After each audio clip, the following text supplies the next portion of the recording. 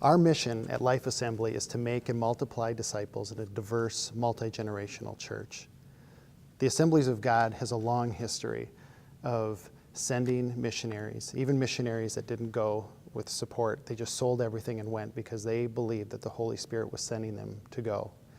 And now we have a movement that in 1914, they brought the General Council of the Assemblies of God together and said, we need to support them and we need to train them. And that's what happened. And now today, our movement is a missionary movement that is sending people all over the place. And we here at Life Assembly get to be a part of it. We get to send people. We are sending people. We're a part of it. And we want you to join with us. And today, we are going to be interviewing Patsy Pearson, who's a part of our church. She joined our missions committee because she believes wholeheartedly in missions.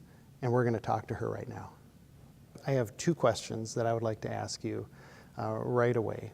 One, you grew up as a missionary kid, and so could you just share a little bit about where you were raised, a little bit about your life, and then secondly, how this has influenced you today? I was 5 years old when we went to Indonesia, so most of my childhood was spent in Indonesia. I went to a Dutch school there because Indonesia had been colonized by the Dutch. And my mom also homeschooled me as well as my three sisters. And my childhood was different. We had monkeys for pets, and I played with brown-skinned children, but it was a very good childhood. I have many happy memories and still have many friends from those days. And the way it's impacted my life is that I've seen what my parents put into it. I've seen the sacrifice that they made, and yet the great love that they had for the Indonesian people. My dad said one time after his retirement, he said, if I had 40 more years to give to Indonesia, I would. Wow. And so I know the love they had for the people.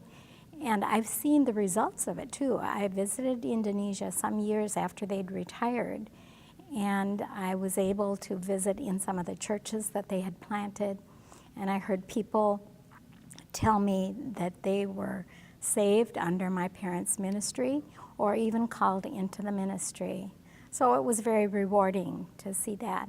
But that's left me with a deep passion for missions because I see what it really means and what the results are.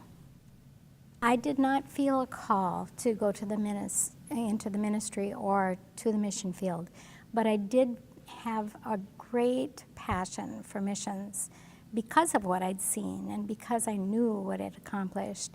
And as a result, I respond readily to any missionaries that come because I know that God is using them in a special way.